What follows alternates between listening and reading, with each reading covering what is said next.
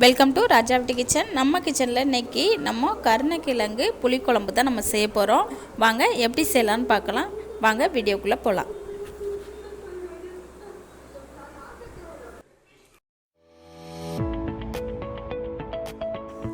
குக்கரில் கருணக்கிழங்கு நான் வேக வச்சு எடுத்து வச்சுட்டேன். நம்ம கருணக்கிழங்கு புளிக்குழம்பு நம்ம செய்கிறதுக்கு நம்ம ஃபஸ்ட்டாக நம்ம ஸ்டவ் ஆன் பண்ணி ஒரு கடாய் எடுத்து வச்சிடலாம்.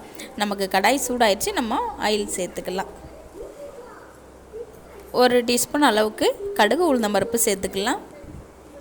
அரை டீஸ்பூன் அளவுக்கு நம்ம வெந்தயம் சேர்த்துக்கலாம்.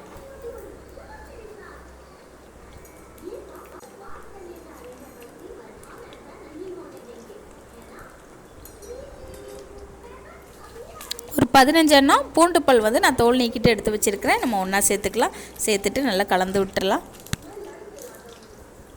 ஒரு கப் அளவுக்கு சின்ன வெங்காயம் தோல் நீக்கிட்டு நான் க்ளீன் பண்ணி எடுத்து வச்சுருக்கிறேன். நம்ம ஒன்றா சேர்த்துட்டு கலந்து விட்டுறலாம்.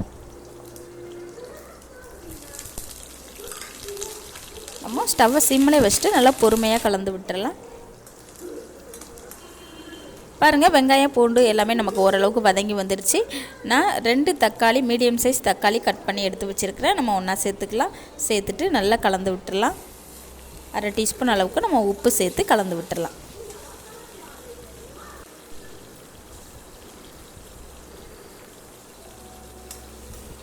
கொஞ்சமாக கருவேப்பிலை சேர்த்துக்கலாம்.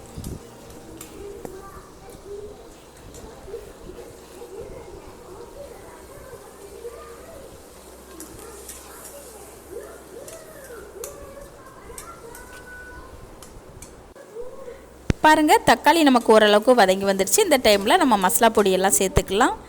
1 டீஸ்பூன் அளவுக்கு வரமிளகாத்தூள், 2 டேபிள் ஸ்பூன் அளவுக்கு மல்லித்தூள், 1 டேபிள் ஸ்பூன் அளவுக்கு நம்ம குழம்புத்தூள் வீட்டில் நம்ம ரெடி பண்ணி வச்சுருப்போம் இல்லையா, அந்த குழம்புத்தூள் 1 டேபிள் ஸ்பூன் அளவு நம்ம சேர்த்துக்கலாம். ஒரு சின்ன டீஸ்பூன் அளவுக்கு 1 டீஸ்பூன் அளவுக்கு நம்ம மஞ்சள் தூள் சேர்த்துக்கலாம். சேர்த்துட்டு நல்லா கலந்து விட்டுடலாம்.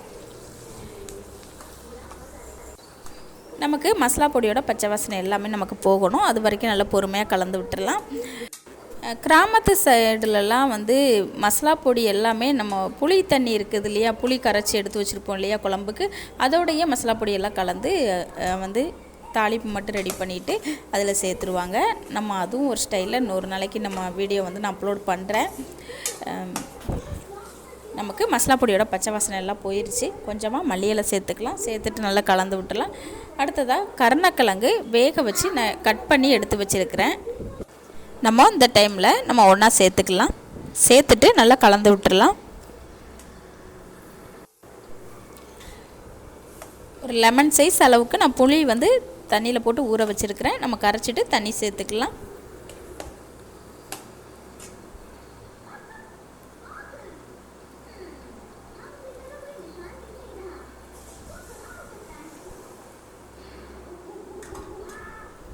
நம்ம குழம்புக்கு தேவையான அளவு தண்ணியும் இந்த டைமில் நம்ம சேர்த்துக்கலாம். சேர்த்துட்டு நல்லா கலந்து விட்டுடலாம்.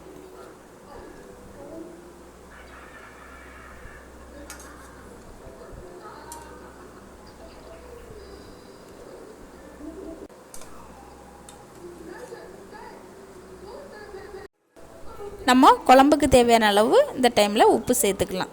சேர்த்துட்டு நல்லா கலந்து விட்டுடலாம்.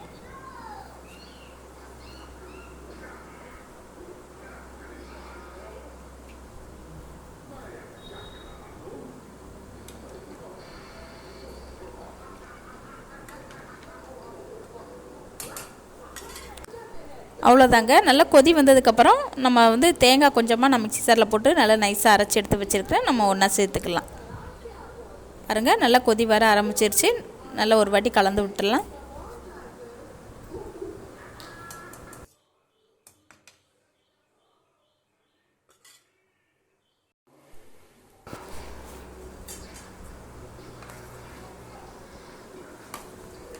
பாருங்கள், நல்லா கொதி வர ஆரம்பிச்சிருச்சு. நல்லா ஒரு வாட்டி கலந்து விட்டுடலாம்.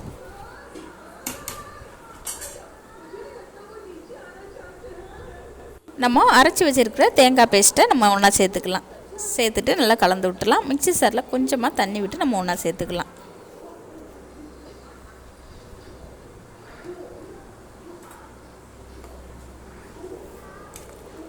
அவ்வளோதாங்க. நல்லா ஒரு வாட்டி கலந்து விட்டுட்டு நமக்கு தேங்காவோட பச்சை வாசனை எல்லாம் போய் குழம்பு கொஞ்சம் திக்காக வந்ததும் நம்ம ஸ்டவ் ஆஃப் பண்ணிக்கலாம்.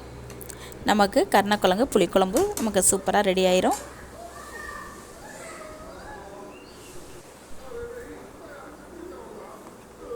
நல்ல ஒரு வாட்டி கலந்து விட்டுடலாம்.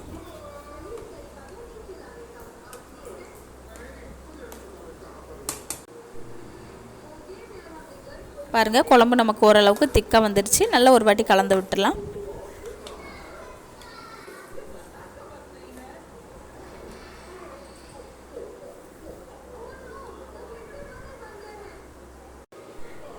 அவ்வளோதாங்க, நமக்கு நல்ல எண்ணெய் பிரிஞ்சும் வந்து நல்ல குழம்பு திக்காக வந்துடுச்சு.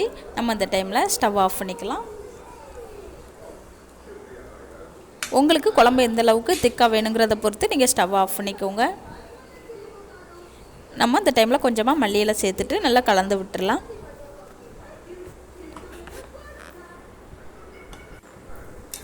அவ்வளோதாங்க, சூப்பரான டேஸ்டியான ஹெல்த்தியான நமக்கு கருணக்கிழங்கு புளிக்குழம்பு சூப்பராக நமக்கு ரெடி ஆயிடுச்சு. இதே அளவுகளில் நீங்களும் ட்ரை பண்ணி பாருங்கள். இந்த ரெசிபி உங்களுக்கு பிடிச்சிருந்துச்சின்னா நம்ம ராஜாவிட்ட கிச்சன் சேனலை சப்ஸ்கிரைப் பண்ணுங்கள், லைக் பண்ணுங்கள், பெல் பட்டனை ப்ளஸ் பண்ணுங்கள். அப்போ தான் நான் போடுற வீடியோ உடனுக்குன்னா உங்களுக்கு வந்து சேரும். அவ்வளோதாங்க, சூப்பரான டேஸ்டியான ஹெல்த்தியான நமக்கு கருணக்கிழங்கு புளிக்குழம்பு சூப்பராக நமக்கு ரெடி ஆயிடுச்சு. நீங்களும் இது போல் ட்ரை பண்ணி பாருங்கள்.